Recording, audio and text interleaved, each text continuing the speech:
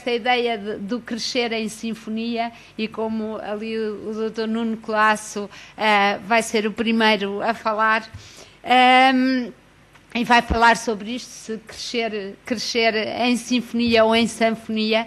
E eu acho que, de facto, crescer em sinfonia é conseguir integrar as notas dissonantes que vão existindo na nossa vida, os nossos desentendimentos com os outros, os nossos aquelas momentos de bocadinhos de relação, aqueles nós que nós demoramos muito tempo a desatar. Eu lembro-me de entrar em casa todos os dias, quando a minha mãe já tinha 80 e tal anos. Nós, graças a Deus, somos 8 irmãos, portanto era um por dia de semana, e íamos lá jantar.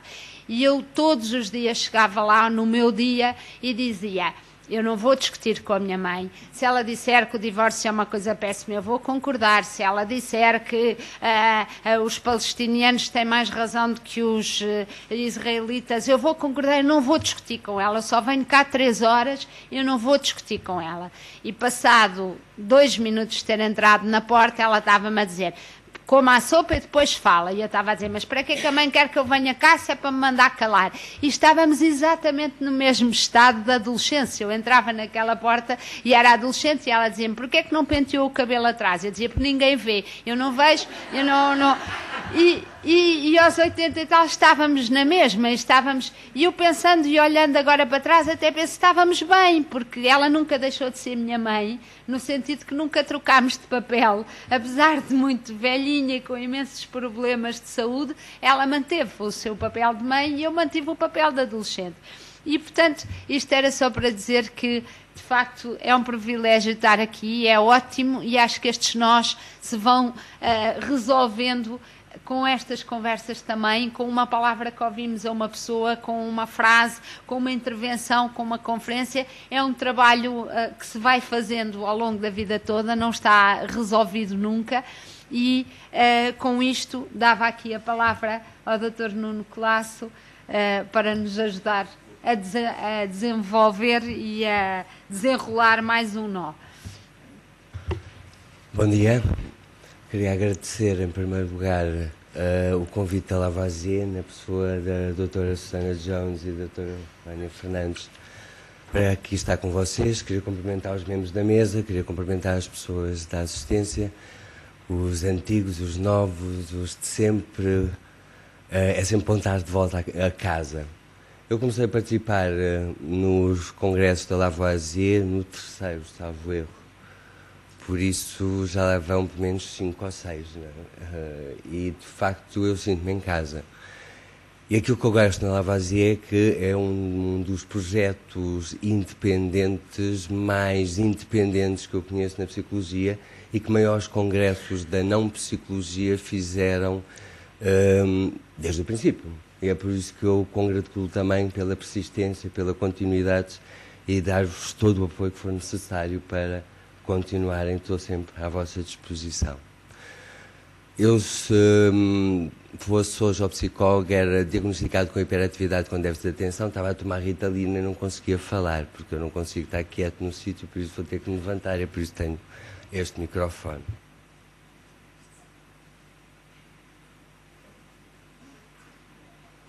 Estão-me a ouvir, hein? E no primeiro congresso da Lavoisier, no primeiro congresso que eu participei na Lavoisier, eu estou um bocado a acordar, mas eu vou lá. Tenho 1 hora, por isso, devagarinho vou lá. O primeiro congresso que eu participei na Lavoisier estavam 700 pessoas, no São Jorge ainda. No segundo, na FIL, estavam 700 ou 800 pessoas. E eu hoje, quando cheguei aqui, ontem à noite estava a pensar o que é que eu vou lá fazer, e hoje, quando cheguei aqui, pensei: eu sei o que é que estou aqui a fazer. Eu sei o que é que vocês estão aqui a fazer. Aquilo que me preocupa é o que é que estão a fazer aqueles que não estão aqui. Os outros 600. Não é? E a minha preocupação na psicologia, na sinfonia e na sanfonia tem exatamente a ver com porque é que,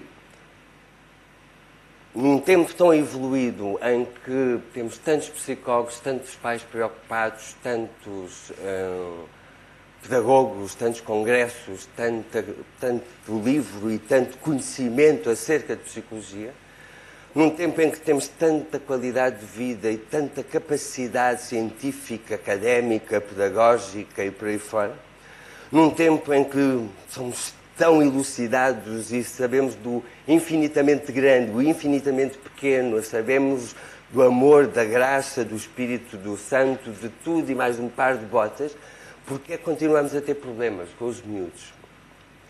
Esse é que é o meu drama. E depois, quando chego aqui e vejo que andam cada vez menos pessoas a fazer não sei muito bem o quê, fico preocupado. Não é? Fico preocupado porque sinto que os extraterrestres são cada vez menos. Se há 8 anos éramos 700, 800, agora, 8 anos depois, somos 60. Não é? Ainda por cima, vocês não precisam ouvir aquilo que nós estamos aqui a falar, porque é só para confirmar que vocês estão corretos, fazem bem vir a congresso, essas coisas todas, quer dizer, não é? Falar com o coração, falar com as emoções, é aquilo que a Susana estava a dizer, quer dizer, não... Mas pronto, mas vou falar na mesma, que é para não nos sentirmos tão sozinhos, porque assim, se os extraterrestres se juntarem, não é? Conseguem sentir-se um bocadinho menos sozinhos, não é? E aquilo que eu, como extraterrestre, nestes assuntos, para falar com vocês, extraterrestres, aquilo que me preocupa, com certeza, é que nós estamos a aniquilar tudo aquilo que tem de mais humano a nossa espécie. Quem já me ouviu falar sabe que eu sou um evolucionista, por isso pego nas questões que nos trouxeram até aqui. Foram 65 milhões de anos para conseguirmos isto que é extraordinário. Não é que eu seja isto do corpo, Homo sapiens sapiens. Vou-vos pedir um exercício. Recostem a cabeça, eu não vos vou bater, eu vou ali para o canto também. Se vocês quiserem fazer, podem fazer com a cabeça para a frente. Tá? Vão recostar-se nestas cadeiras fantásticas do Monte Pio e vão fechar os olhos. Tá? Vá, coragem. E agora vão começar a pensar no vosso quarto, na vossa cama, estão a vê-la? E depois saem, vão para a cozinha, estão a ver a cozinha? E agora a Torre Eiffel, viram, não? E depois a Torre de Belém, também? E depois começaram a ir para a praia, um pôr do sol extraordinário. Estão a ver o mar? Ouvir? Então? E depois aparece uma pessoa que vocês não veem há muito tempo, sorri-vos contra o sol, vocês sorriem, depois já estão no Rossio, estão a ver a fonte do Rossio, e depois estão no auditório do Monte Pio e podem abrir os olhos. Este é dos instrumentos mais extraordinários que o universo conhecido consegue ter. O cérebro tem uma capacidade de, neste sítio, vocês pensarem nas coisas mais deliciosas. A cama, porque eu devia estar a dormir, não é? As coisas mais extraordinárias, fez-vos sorrir, fez-vos ter saudades, fez-vos visitar sítios que se calhar nunca lá tiveram. Em 30 segundos, nem tanto. O cérebro humano tem uma capacidade extraordinária, está 1/3 a ser utilizado. O bebê humano nasce com mais de 50% das sinapses que o adulto. Mais de 50%. E será porquê? Vamos lá pensar. As sinapses começam a encolher a partir dos 8, 9 meses. Os psicólogos sabem porquê. Porque é que começam a encolher a partir dos 8, 9 meses. O que é que acontece aos 8, 9 meses que já não é preciso tanta sinapse e tanta inteligência? Não estão os psicólogos? Uma coisa começa por V. A vinculação. Não é? Ou seja, o bebê humano é uma coisa tão frágil, tão inacabada, tão vulnerável, mas que dá tanto trabalho para conseguir chegar até ao produto final. São 12 anos. Hoje em dia são 30, 31, 32, que é para pô-los a andar de casa.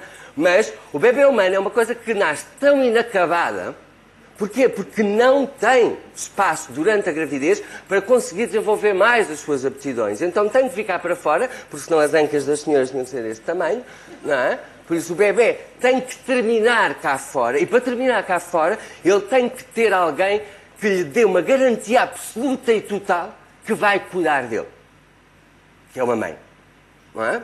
Ora, num tempo em que nós andávamos na selva e andávamos nas cavernas e por aí fora, isso ainda era mais importante porque os predadores eram muito mais e muito mais perigosos. E nós, não é, com nem garras, nem grandes pelos, nem chifres, nem presas, nem coisa isso nenhuma, não é? Conseguimos sobreviver aos nossos predadores. Conseguimos, já estou a acordar, conseguimos começar a encontrar uma maneira de sobreviver e encontrarmos esta vida, não é? Que é urgente, que é manter-nos vivos, contra tudo e contra todos. Os leões andam muito mais depressa do que nós, os tigres dentes de sabre também, todos os outros nossos predadores eram muito melhores e muito mais rápidos do que nós. Nós somos uma hipótese ínfima de sobrevivência. É contra todas as hipóteses que nós aqui estamos. Contra todas as probabilidades. Não sei se sabem, quando os dinossauros foram extintos, o maior mamífero era deste tamanho, 30 centímetros. Nós só chegámos aqui porque os dinossauros foram embora. Ok? Por isso, esta questão da urgência da vida, que faz com que aquele bebê seja de tal forma frágil e inacabado, que ele precisa de um cuidador e de vários cuidadores para conseguir manter a sua vida e para conseguir continuar o seu desenvolvimento. Por isso, durante os primeiros 8 meses de vida, o bebê vem provido de mais 50% de ligações neuronais do que nós. Mais 50%. Para quê? Para, perante todos os potenciais cuidadores, eu possa encontrar aquela que vai garantir que nos próximos 12 anos, não é, eu consiga ter as condições ótimas e suficientes para desenvolver todas as minhas aptidões e todas as minhas capacidades. Não é? E então o bebê desenvolve esta capacidade de procurar a progenitora e agarrar a progenitora e garantir que ela não vai para mais ninguém. Não é? Eu já volto aí. Tá? Voltamos outra vez ao exercício e eu pergunto-vos, por que raio é que nós temos essa informação toda dentro da cabeça? Porquê? Vamos outra vez. Cabeça para trás, olhos fechados. Estão a ver? A vossa escola, lembram-se? Está tudo? Coragem, força, ninguém vos vai bater. Não há aqui leões nem elefantes. A vossa escola, os vossos amigos no recreio. Estão a vê-los? E depois aparece a professora ou o professor e vocês agarram-se à professora e depois vão todos para dentro da sala. Agora já estão no campo, já estão na montanha, estão no avião. Agora aparece o Corcovado e o Cristo Rei. Obrigado, podem abrir. Para que é que temos isto tudo aqui dentro? Para quê? É que mais nenhum dos outros animais que existem à face deste calhau tem isso lá dentro. Para que é que temos a memória? Para que é que serve a memória? Para guardar os acontecimentos, claro. Ainda por cima deste tamanho. Os engenheiros da informática têm tentado perceber como é que nós armazenamos informação em tão pouco espaço. A tecnologia atual percebeu-se que era preciso um computador mais ou menos do tamanho de um pavilhão ginópio-desportivo e não aprende. Não é? Não é aquela coisa de agora aqui está mole, aqui está duro, agora está frio, agora está quente, agora vocês estão quase a dormir, têm que vos acordar. Estas coisas todas que nós temos que enfrentar todos os dias, a toda a hora. Um computador do tamanho de um pavilhão ginópio-desportivo e sem aprender. Aqui. Para quê? Não é? Para quê? Aquilo que me preocupa é porque é que temos memória neste momento. Para guardar acontecimentos. Para quê? O que é que serviu? Do ponto de vista evolutivo, a memória, para que é que serviu e porque é que precisamos dela e como é que a utilizamos hoje? Hoje tratamos-la um bocadinho mal porque temos os telemóveis e as agendas e essas coisas todas. Quando nós começámos a pôr-nos em marcha bípede, se alguns de vocês ouviram falar nisto, quando nos colocámos em marcha bípede, começámos a recolher mais informação. E começámos a perceber que com os braços livres e com a visão mais disponível, começámos a ter não só mais informação, como poder utilizar essa informação para conseguir combater os nossos predadores. E então começámos a guardar essa informação e a utilizá-la em novas situações. O lobo frontal permitiu-nos isso. Com a marcha bípede, o cérebro passou para cima da coluna vertebral, esta zona ficou mais disponível e cresceu aqui um bocadinho mais de cérebro que os outros têm muito pequenino. E então, com essa informação, nós começámos a fazer os dos primeiros telejornais da história, há cerca de 200 mil anos. Volto a dizer, a reforçar, isto levou 65 milhões de anos a aperfeiçoar. Não são 2 dias, 65 milhões. Eu depois já retomo porque é que eu sublinho aqui os 65 milhões. Entretanto, começámos a ter o primeiro telejornal da história, que foi: aqui há búfalos, cuidado, porque eles podem-vos comer. Foram os Altamiras. Não? E quem passasse por aquela caverna ficava a saber que caça que havia, qual era o perigo, qual era a possibilidade de eu conseguir sobreviver, por aí fora. Então, com esta informação, nós começámos não só a ter uma atuação um bocadinho mais assertiva perante o meio, mas também a recolher mais informação. E começámos a perceber que os outros animais nascem, crescem, reproduzem-se e morrem. E nós descobrimos muito cedo que o ciclo de vida terminava inevitavelmente na morte. E as crianças, a partir dos 9 anos de idade, ganham a noção de morte, ganham a consciencialização de que vamos todos morrer. E do meu ponto de vista, aquilo que nos anda a perturbar as crianças e anda-nos a perturbar a educação e anda-nos a perturbar a nós, é que nós não sabemos muito bem o que é que andamos aqui a fazer.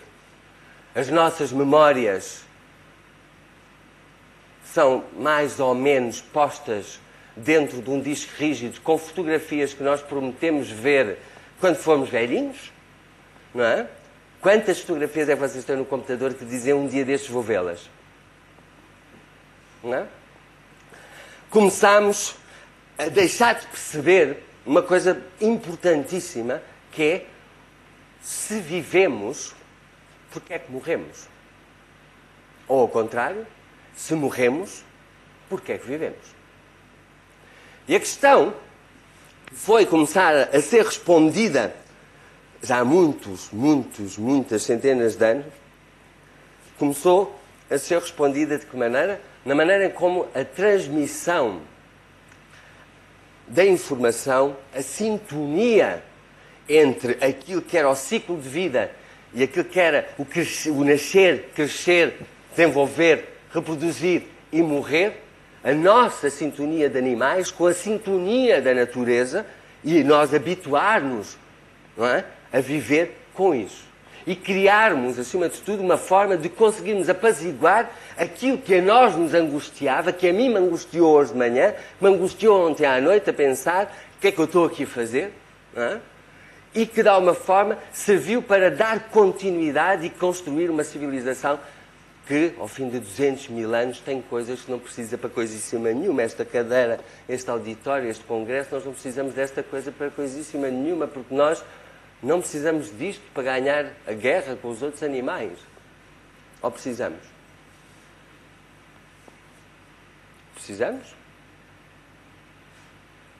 A questão é exatamente que, quando nós começámos a perceber que a vida não fazia sentido porque íamos todos morrer, começámos a querer dar um sentido. E demos um sentido de acordo com a sintonia da natureza, a partir daquilo que nós podíamos fazer e deixar obra feita, como dizem já não me lembro quem é que diz, que é: só se esquecerá de nós, só seremos esquecidos quando o último homem que se lembra de nós tiver morrido. O sentido de continuidade. Exatamente como a natureza tem uma continuidade, também nós ganhamos essa continuidade. Vem a primavera, vem o verão, depois por aí fora, essa ciclicidade, e nós começamos a ser sintónicos com essa natureza para podermos conviver com ela, dominá-la por questões de sobrevivência e com as aptidões que conquistámos, que iam muito para além daquilo que nós precisávamos, porque não precisávamos. Volto a dizer, nós utilizamos 1/3 das ligações sinápticas que o nosso cérebro tem possibilidades de fazer. O neurónio tem possibilidade de se ligar em quase todas as zonas do seu corpo e das dendritas e por aí fora, e só utiliza cerca de 1/3 das possibilidades de ligação. Por isso, nós fomos para além daquilo que o nosso cérebro, aquilo que a nossa sobrevivência precisava, exatamente porque o esforço para a sobrevivência foi tão grande, que nós criámos para além,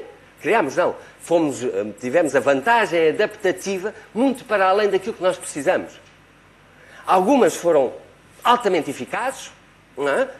Para dar continuidade e para essa sintonia com a natureza. Uma delas, a informação, a passagem da informação. Há a herança biocultural. Quais são as heranças bioculturais? Por exemplo, vocês têm uma criança no centro comercial, começa a chorar e vocês todos fazem imediatamente isto. Pumba. Não é? Quando vem uma criança, uma plantinha, uma coisa, viram-se para a criança, ai, coisa boa, tão fofinha. O grupo, mesmo extraterrestres, estes somos aqui. A longevidade das relações, que é uma coisa extraordinária, que é esta questão de a fêmea arranjar um macho que garante que vai à caça e traz a comida. Aquela hipótese de que o Homo sapiens sapiens andou a fazer filhos pelo mundo inteiro a espalhar, até depois como é que criava um bebê que até aos 12 anos precisa de cuidados altamente especializados e exclusivos? Não é? Andava desgraçado de ponta a ponta a dar comida a toda a gente, como é que aguentava? Não é? A fêmea começou a dar privilégio aos machos que iam à caça e voltavam para ela para lhe dar comida a ela. E os bebés aprendiam. As meninas, que macho é que eu vou escolher, os meninos, que macho é que eu vou ser. Eu digo isto desta maneira muito esportiva, porque isto é um congresso para não psicólogos, mas isto está cientificamente tudo sustentado. Não é? Eu sou um bocado histriónico nisto e essas coisas todas, mas está tudo sustentado e está tudo muito bem estudado e pensado. Um bocado doido, mas não tanto. Não é? Quem me conhece sabe disso. Agora perdi-me. As heranças bioculturais que nós trazemos ainda hoje connosco. Porque é que, se vemos um bebê, fazemos... Não é?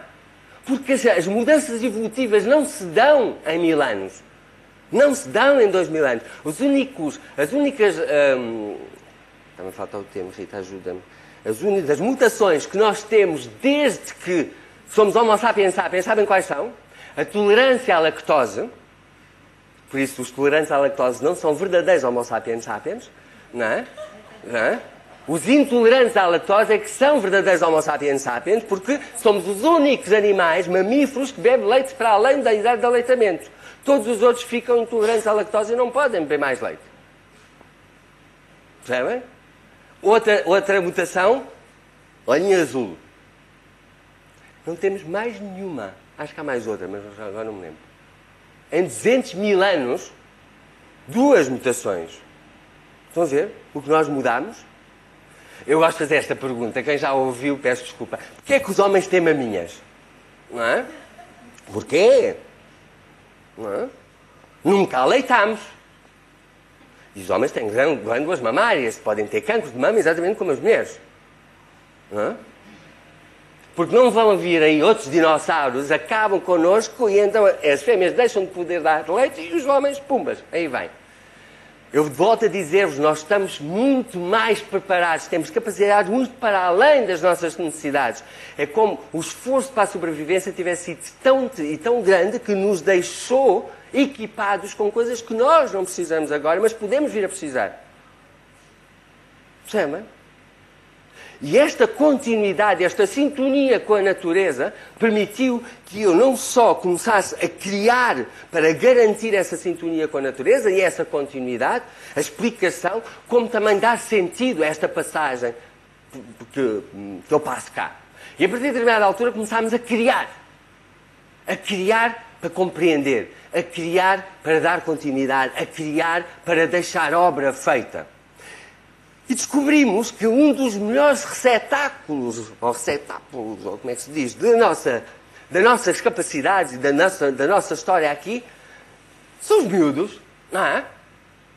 E os miúdos que começavam a ouvir as nossas histórias, à lareira, no final do dia, não é?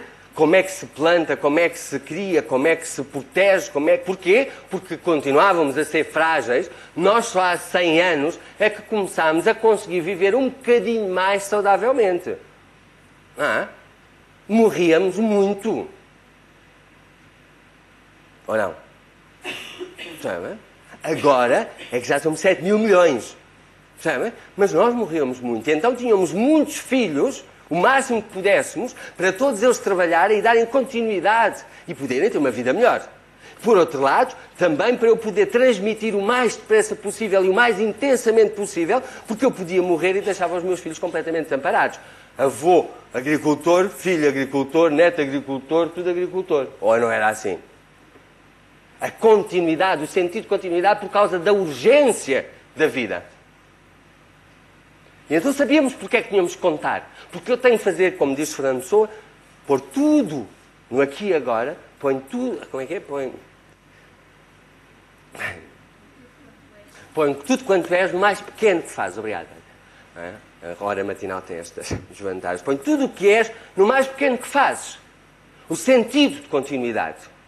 O sentido do aqui e agora, porque o amanhã pode acabar.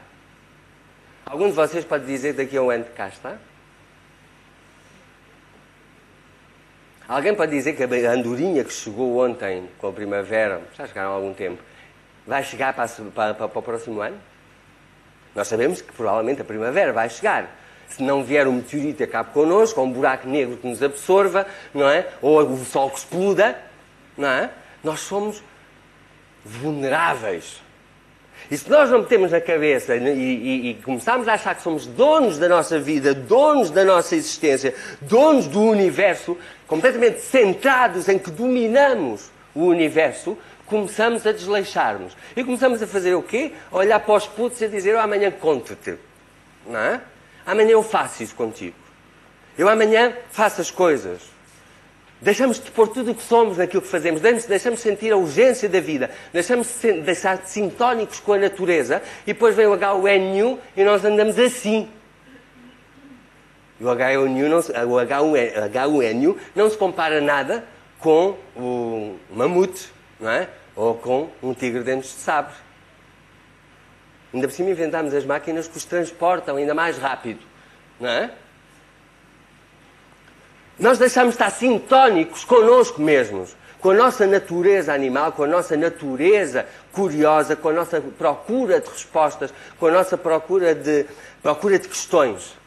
Deixamos de ter professores que nos abraçam, deixamos de ser professores que abraçam, deixamos de entrar em sintonia com tudo aquilo que nos rodeia. E aquilo que temos na cabeça é uma sanfonia, é uma barulheira que não se aguenta.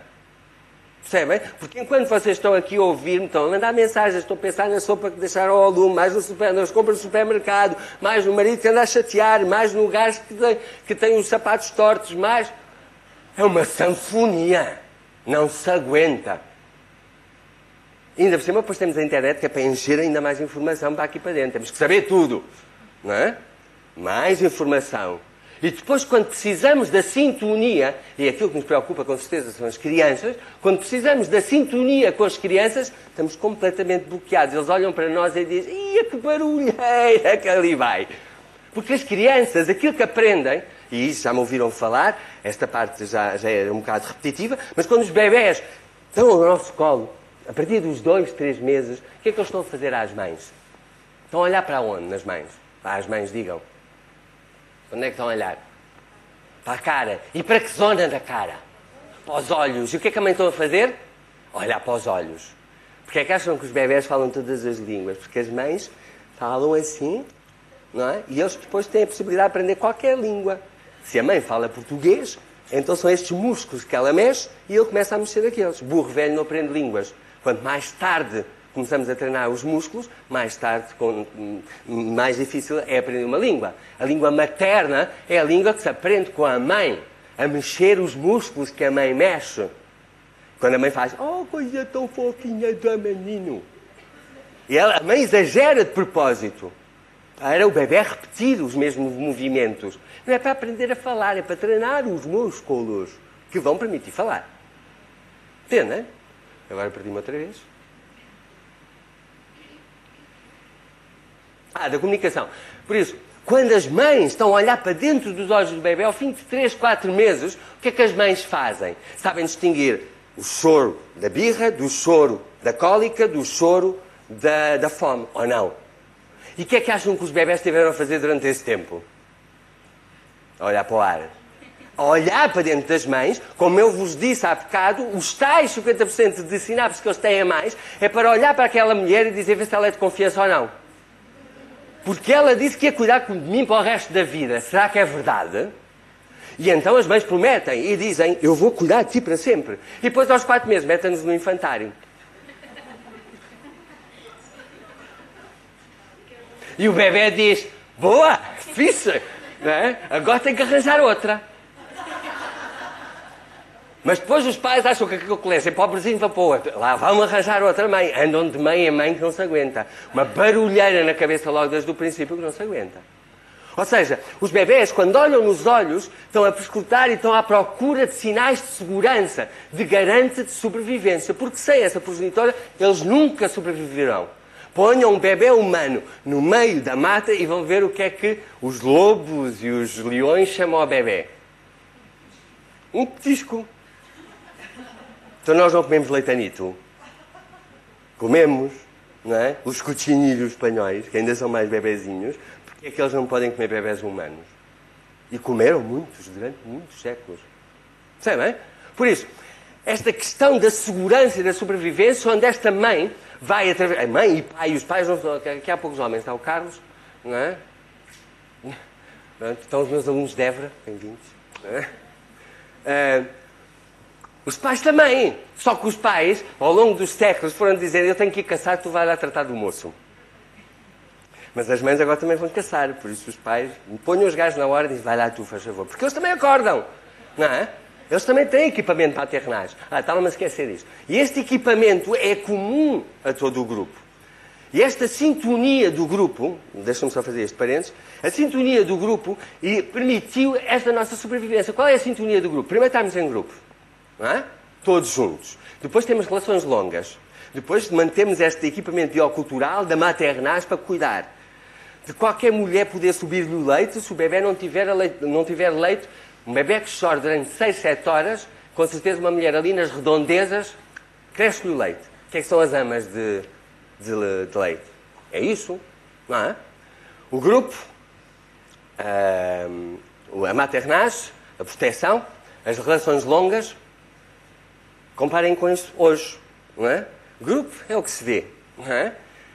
Percebem? A maternagem é o que se vê, a comunicação é o que se vê, a sintonia com a natureza é o que se vê. Nós estamos a acabar com um equipamento que levou 65 milhões de anos para ficar pronto em 100 anos.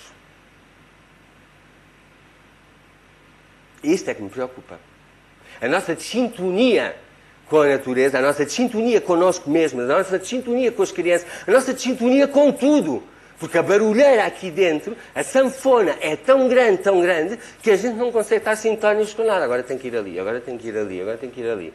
E quando eu vos pedi para fecharem os olhos, que eu não sou maluco, quando eu vos pedi para fechar os olhos, muitos de vocês, eu não vi, porque aqui o psicómetro está fechado, mas muitos de vocês fizeram assim.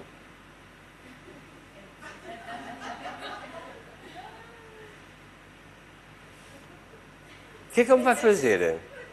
Eu sou da vossa espécie. Ou não? Mais ou menos. Não.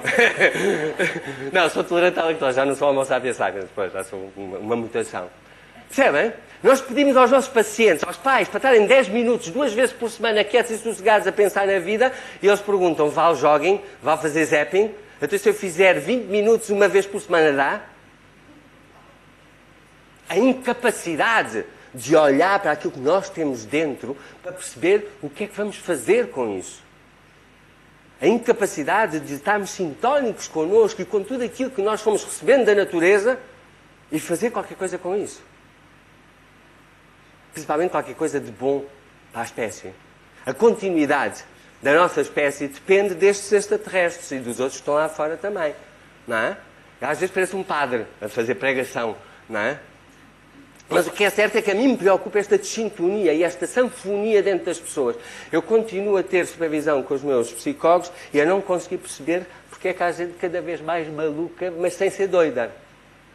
Porque eles fazem as coisas mais aberrantes, mas não é psicopatologia. É mesmo falta de senso comum. Não é? Como, por exemplo, não é? Bate antes de... Eu tenho uma história, uma criança, vem à minha consulta, alguns de vocês já ouviram isto, paciência, foi à minha consulta uma criança com 7 anos, 8 anos, porque todos os pais da turma votaram para a criança ir ao psicólogo. Isso já é estranho por si, não é? Mas quando eu pergunto porquê, eles ficam encarnados, não é? E perceberam que tinham caído no maior embuste, porque a votação tinha sido para ir ao psicólogo, porque aquela criança emprestava coisas. Emprestava a caneta, emprestava o lápis, e os outros pais achavam que aquilo não podia ser, então vá para o psicólogo. Não é? Eu tenho medo disto. Tenho medo de um caso de supervisão em que a adolescente com 16 anos não queria falar, como típica adolescente, não é? Completamente fechada e aquelas coisas todas, e em determinada altura a mãe é chamada, não é? E a adolescente começa a puxar para a adolescente, e a adolescente começa a dizer: queres que eu conte? Queres que eu conte? E a mãe diz: conta, a mãe é a tua a mãe é a tua maior amiga. Isto é desconfiar também, não é? A mãe é a tua maior amiga, mas é porque quando a mãe vai para a discoteca dança em cima das colunas, é? Não, dizia ela, mas isto também já é mau, não é? Porque a mãe vai para a discoteca da filha dança em cima das colunas. E a filha diz: queres que eu conte? Queres que eu conte? Queres que eu conte que o teu namorado, quando eu fiz 16 anos, me ofereceu 1 grama de cocaína? Isto é que eu tenho medo. Não é? Isto é que eu tenho medo.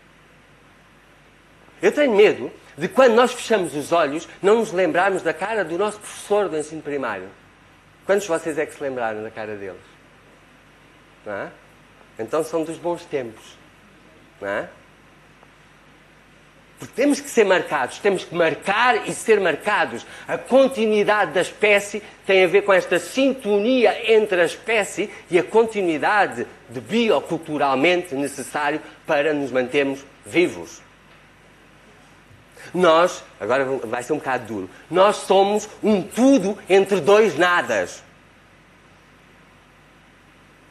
Ok? Viemos do nada, vamos para o nada. Somos um intervalo de significação. Irving Yalom.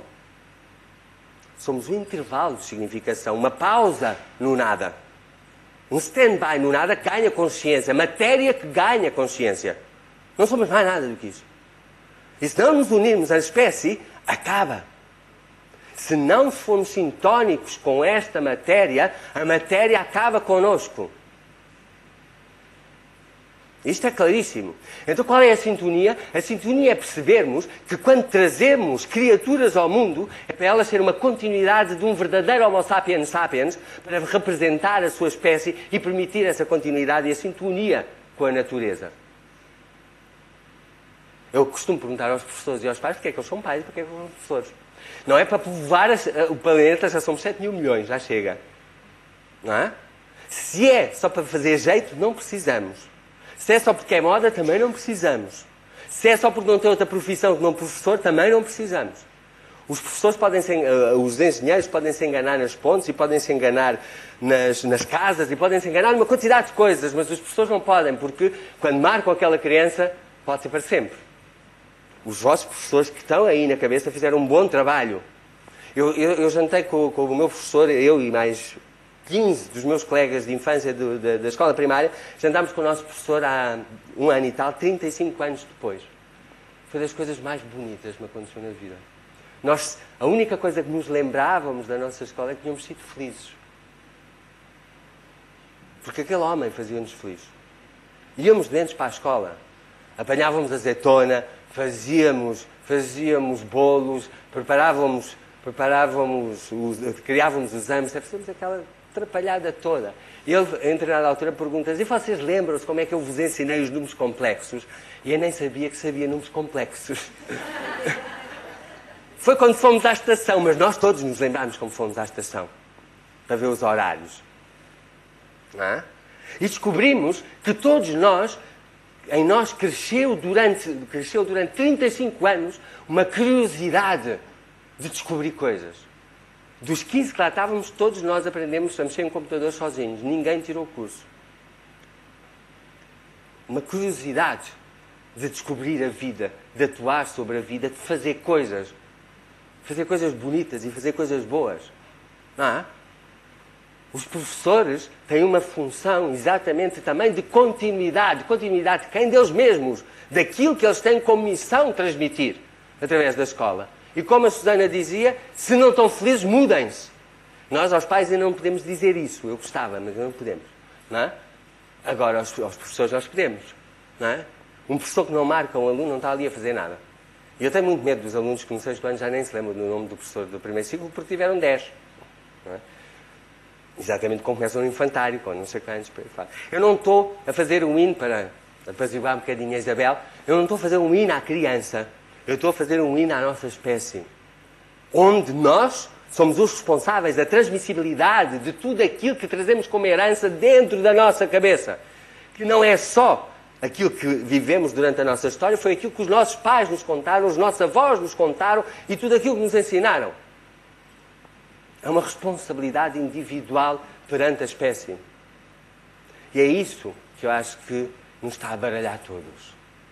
2,5 milhões de portugueses tomam antidepressivos, já estou cansado de dizer isto. 2,5 milhões de portugueses tomam antidepressivos, é um quarto da população. Se pensarmos na população ativa, não é? E que os velhos não tomam antidepressivos e as crianças não tomam antidepressivos, são cerca de 60% de pessoas a tomar antidepressivos. Sabe porquê? Porque não sabem o que é que andam aqui a fazer. Ainda por cima, não são os que estão aqui. Ainda por cima, andam encarregues de lixar a vida aos que estão aqui. Ou não se sentam os extraterrestres a pensar, está tudo aí para ali. Foi o que estes pais, quando lhe disseram tem que ir ao psicólogo porque a sua filha empresta coisas, sentiram. Olha, se calhar eu não li este livro. Se calhar eu aterrei a minha nave espacial, a Cláudia é que dizia muito isto, a Claudinha, eu se calhar aterrei a minha nave espacial em qualquer sítio e não sei muito bem onde é que vim parar. Porque isto não é a minha espécie. Não foi isto que me ensinaram. E depois passamos por uma fase que é, eu devia conseguir, eu ontem dizia isso. Eu devia ter um tacho. Daqueles tachos que a gente não faz nenhum e ganha dinheiro. Mas sei perfeitamente, no dia em que tivesse um tacho, não conseguia dormir com a cabeça no travesseiro. E isso é que é a porcaria. Eu digo muito à minha mãe, porquê é que me deu este estupor de educação? Não é? Só que eu continuo a preferir a dar continuidade. Os vossos filhos chegam a casa e de repente começam a dizer, mãe, eles têm os Beyblades e têm os Angry Birds e têm não sei quantos, eu não tenho. Agora estou mais alentejante, estou em Évora. E eu não tenho. E lá vão os pais comprar. Para quê? Eu tenho uma saga nacional contra os Chiquititas, morangos com açúcar e agora a Violeta. Porque aquilo é informação que não serve para posíssima nenhuma, a não ser para anestesiar o cérebro das nossas crianças. Eu tenho medo de uma sociedade que as crianças inteligentes, em vez de tirarem 5, tiram 4, que é para não dar nas vistas. Preocupa-me muito isto. Porquê? Porque depois são vítimas de bullying. Eu digo aos pais que nós estamos a educar bem os nossos filhos para eles serem vítimas de bullying dos filhos dos atrasados mentais. Mas as crianças chegam a casa e se vocês dizem, então bate primeiro antes de confessar, nós não estamos a dar opção. Nós não estamos a dar possibilidade de escolha.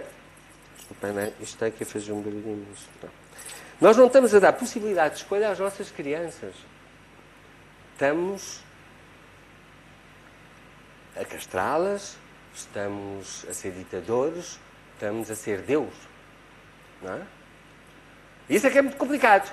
Então temos muitas maneiras, sabem quais? Eu tenho uns amigos meus, a Francisca e a Maria, chegaram a casa, mãe, elas cantam e dançam e falam das Chiquititas as aulas todas, no colégio da Dona Amélia. Não é? Então falo das Chiquititas e a gente tem que ver as Chiquititas e temos que saber das Chiquititas. E as Chiquititas não estavam lá em casa. Eles compraram um CD, aprenderam as músicas das Chiquititas, as danças das Chiquititas, ensinaram as danças das Chiquititas às crianças e elas foram para a escola dançar as Chiquititas. Mas não viram as Chiquititas. Dá trabalho? Pois dá. Mas quem é que vos disse que ser pai e ser homo sapiens sapiens não dá trabalho? Dá muito trabalho. Dá muito trabalho. E dá-me trabalho ser feliz, mas vale a pena. E vale a pena olharmos para aquelas obras de arte, olharmos para aquelas crianças, não é? Que têm traumas, que têm falhas, que nós temos falhas, nós não somos super-homens nem super-mulheres. Não é? Mas olhamos para aquilo e dizemos, é uma obra de arte, é a melhor coisa que eu poderia ter feito na minha vida. Já lhes disseram isso? Há quanto tempo é que não nos dizem isso? Aos filhos, aos alunos. Francisco, tu és a melhor coisa da minha vida. Não digam agora hoje, porque senão eles apanham uma barrigada, não é? Porque chegam, epá, o que é que se passa, não é? De repente, há um ano que não recebo um abraço desses, fico com dor de barriga, não é? Psicológica, não é? Mas nos olhos, o orgulho, a obra feita. Vânia, Isabel, quando eu estiver no tempo... Sim, mais 5 minutos. Sim? Já passou 1 hora? Quando eu olho para aquela obra e fico orgulhoso e posso morrer descansado, que é uma coisa que os pais não gostam de pensar. Mas sabem que os pais podem morrer a qualquer altura. Não sabem? É bom que não morram muito cedo. Mas quando se olha para os filhos e dizer, eu posso me ir embora descansado, porque tudo aquilo que eu tenho está ali. E não é casas, não é carros, não é... Não! Já temos história suficiente para perceber que eles estouram com a fortuna toda. Não fica pedra sobre pedra. Não é? O melhor que nós temos para lhes deixar é aquilo que nós somos. E aquilo que nós sabemos da psicologia é que eles não são aquilo que nós dizemos para eles serem. Eles são aquilo que nós somos. Quando estão a olhar para dentro dos nossos olhos e a perceber aquilo que nós somos. Se somos de confiança, se vale a pena ter este pai. Hoje em dia eles não têm grande escolha. É aquilo que ganham, é aquilo que têm. Não é? Mas eles acreditam naquilo que nós dissemos quando os recebemos e dissemos, eu vou cuidar de ti para sempre. Eles acreditaram. E nós acreditamos. Só que nós esquecemos e eles não esquecem. E quando sentem, olham para aquele adulto e aquilo está uma grande confusão, uma sanfonia, então eles fazem sanfonia também. Não é? Se há uma sanfonia dentro dos pais, então bora tocar essa sanfonia. Se houver sinfonia, tocam sinfonia. Se houver sanfonia, tocam sanfonia. Eles aprendem connosco. Não é? E não aprendem com o que nós fazemos, aprendem com o que nós somos. Isso é que é complicado. Como a Susana estava a dizer há pouco, nós temos que ter pais felizes, mães felizes, seres humanos felizes. Seres humanos que antes de serem pais e serem mães são seres humanos, são mulheres e são homens que têm que gostar de quando acordam. Eu não gosto muito, mas quando acordam, quando vão trabalhar, quando fazem as coisas com paixão. Eu posso morrer daqui a meia hora. Meia hora não, porque era um bocado chato morrer aqui. Daqui a 3 horas, e esta palestra ninguém me atira. E estão a perceber que eu tenho um gosto do caraças. Não é? Ninguém me tira eu ter deixado um bocadinho meu em vocês. E de ter aqui alunos meus de há 20 anos, que horror, já passou tanto tempo, 20 anos, amigos de há 25 anos, alunos de há 15 anos, alunos de há 1 ano atrás. São os meus filhos científicos. Os professores não gostam de quando os seus alunos vão convidá-los para o casamento e para o batizado. Não há melhor do que engravidar todos de 4 em 4 anos de 25 miúdos. Não é? E ter a capacidade de os abraçar a todos. Não é? É muito difícil, com certeza que é muito difícil. É muito difícil porque nós estamos tão barulhentos na nossa cabeça, com um barulho tão grande, é uma sanfonia que não se aguenta. Há quanto tempo, primeiro, vai doer, primeiro, há quanto tempo é que não estão 10 minutos com vocês mesmos? Há quanto tempo não contam a vossa história a ninguém? Há quanto tempo é que não se deitam no colo de alguém e esse alguém diz, vai correr tudo bem? Dói, não dói? O que é que estamos a fazer ao nosso humanismo? O que é que estamos a fazer àquilo que fez com que nós durássemos, não só tivéssemos conseguido este milagre de sobrevivência, como transformar a nossa espécie numa coisa extraordinária, num cérebro que tem cá coisas para dar e vender. Não precisamos de pôr tudo no computador a achar que é na reforma que vamos ver aquilo. Temos as nossas pessoas aqui. Temos as nossas coisas, as boas e as más. Eu não peguei nas mãos porque é muito cedo e era um bocado chato para vocês começarem a chorar. Não é? Mas temos cá as boas e as más. E onde estão as boas, estão as más. E onde estão as más, estão as boas. E nós não podemos fechar só as más para ficar só com as boas. Porque ficamos sem as más e sem as boas. E ficamos fletos. Parecemos uns autómatos, como eu vim hoje de manhã. Ficamos sem afetos, ficamos sem emoção, ficamos sem vida. 60% de vocês pensam, este gajo é tarado, não é académico, está a dizer uma data de baboseiras porque anda aqui de um lado para o outro a gesticular que não é um maluco. A doutora Isabel não disse, mas eu sou licenciada em Psicologia, mestrada em Psicologia e doutorada em Neuropsicologia, professora há 20 anos, tenho mais de alunos, provavelmente, cabelos que tenho na cabeça. Quem me conhece sabe que é verdade. E gosto muito daquilo que faço. Agora, é para pensar, não é uma utopia, não é uma coisa do teórico que está a dizer umas coisas que ninguém entende, é para hoje. A urgência da vida, porque amanhã, não é agora desatarmos a viver tudo hoje, porque amanhã nunca mais estamos, mas é fazer aquilo que temos para fazer hoje. Hoje. E não para amanhã. E principalmente com os nossos miúdos. E quando eles vêm mostrar-nos os trabalhos de casa, em que nós estamos estafadíssimos, mas vamos tirar, sabe Deus de onde, um sorriso por dentro. Não é por fora, porque eles percebem. Não é? É por dentro. E olhar para dentro deles e lembrar-nos que são as coisas mais importantes da nossa vida. E temos tempo para contar a história e temos tempo, qualidade, não é preciso muito tempo físico, mas é qualidade. E vão perceber que o Francisco, que o António, que a Maria, não é? Quando vocês estão chateados e dizem, Francisco, já para ali, eles vão. Porquê? Porque estão em sintonia. Quando estamos contentes, estamos contentes. Quando estamos tristes, estamos tristes. Quando estão mais vezes contentes do que tristes, eles não se importam. Não há perfeição, não temos que andar sempre todos contentes. Mas há sintonia. E eles percebem que quando nós estamos chateados, eles têm que estar quietinhos e calmos. Ponto.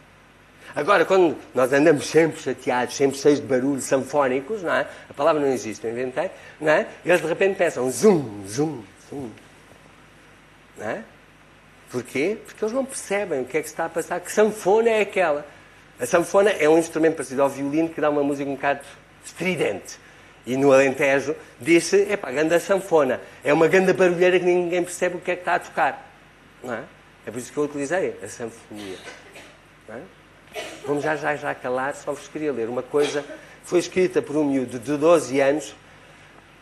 Eu pensava que não tinha para falar uma hora. Foi escrita por um miúdo de 12 anos que se chama Robert Munch. 12 anos. Eu vou traduzir do inglês para português, porque não está traduzido oficialmente. Mas é um miúdo de 12 anos que escreve uma história que se chama Love You Forever. Amar-te-ei para sempre. Era uma vez uma mãe que tinha um bebê recém-nascido ao colo e muito gentilmente embalava-o. E enquanto embalava, ela cantava. Amar-te-ei para sempre, amar-te-ei sempre. Enquanto eu viver, serás o meu bebê. O bebê cresceu. E cresceu. Cresceu até ter 2 anos e correr pela casa. Desarrumava todos os livros das estantes, tirava a comida do frigorífico e, quando a mãe aparecia, descarregava o autocolismo para a mãe o ver a fazer desaparecer a comida pelo cano abaixo. Por vezes, a mãe ainda desabafava. Este rapaz está a dar comigo em doida. Mas à noite, quando aquela criança de 2 anos dormia, silenciosamente na sua cama, ela abria a porta, deslizava até à cabeceira da cama e, se ele estivesse verdadeiramente a dormir, ela erguia-o, abraçava-o e embalava-o. E enquanto o embalava, ela cantava, amar-te-ei para sempre, amar-te-ei sempre, enquanto eu viver, serás o meu bebê. O pequeno rapaz cresceu. Ele cresceu. E ele cresceu até ele ter 9 anos de idade. E ele nunca queria jantar. Ele nunca queria ir tomar banho. E quando a avó o vinha visitar, ele dizia sempre palavrões. Algumas vezes a mãe ainda pensou vendê-lo ao jardim zoológico. Mas à noite, quando ele estava a dormir, a mãe abria silenciosamente a porta do quarto, deslizava até à cabeceira da cama. Se ele estivesse verdadeiramente a dormir, ela erguia aquele rapaz de 9 anos, abraçava-o, embalava-o, e enquanto o embalava, ela cantava, amar-te-ei para sempre, amar-te-ei sempre, enquanto eu viver, serás o meu bebê. O rapaz cresceu. Ele cresceu. Ele cresceu até ser adolescente. Ele tinha amigos esquisitos e vestia roupas esquisitas. E ouvia música estranha. Algumas vezes a mãe ainda sentiu que estava no jardim zoológico. Mas à noite, quando aquele adolescente estava a dormir, a mãe abria a porta, deslizava até à cadeira da cama, até à beira da cama. Se ele estivesse verdadeiramente a dormir, ela erguia aquele grande rapaz abraçava-o, embalava-o, embalava-o, e enquanto o embalava ela cantava: amar-te-ei sempre, amar-te-ei para sempre, enquanto eu viver, serás o meu bebê. Aquele adolescente cresceu. Ele cresceu, cresceu e cresceu até ser um homem crescido. Ele saiu de casa e comprou uma casa do outro lado da cidade. Mas às vezes, nas noites escuras, a mãe metia-se no carro e atravessava a cidade. Se todas as luzes da casa do filho estivessem apagadas, ela abria a janela do quarto dele e deslizava até à cabeceira da cama. Se aquele homem enorme estivesse verdadeiramente a dormir, ela erguia-o, abraçava-o e embalava-o. E enquanto embalava, ela cantava: amar-te-ei para sempre, amar-te-ei sempre, enquanto eu viver, serás o meu bebê. Ora, aquela mulher envelheceu. Ela envelheceu e envelheceu. Um dia ela telefonou ao filho e disse: é melhor vir ver-me porque eu estou velha e doente. Então o filho dela foi vê-lo. Quando ele apareceu na porta, ela tentou cantar a canção e cantou: amar-te-ei para sempre, amar-te-ei sempre. Mas ela não foi capaz de terminar porque ela estava velha e doente. O filho aproximou-se da mãe, ergueu-a, abraçou-a, embalou-a, embalou-a. Enquanto a embalou, ele cantou: amar-te-ei para sempre, amar-te-ei sempre, enquanto eu viver, tu serás a minha mãe. Quando o filho voltou para casa à noite, ele ficou parado durante muito tempo no cimo das escadas. Então foi o quarto onde a sua filha recém-nascida estava a dormir. Ele ergueu-a, abraçou-a, embalou-a, e enquanto a embalou, ele cantou: amar-te-ei para sempre, amar-te-ei sempre, enquanto eu viver, serás o meu bebê. Muito obrigado.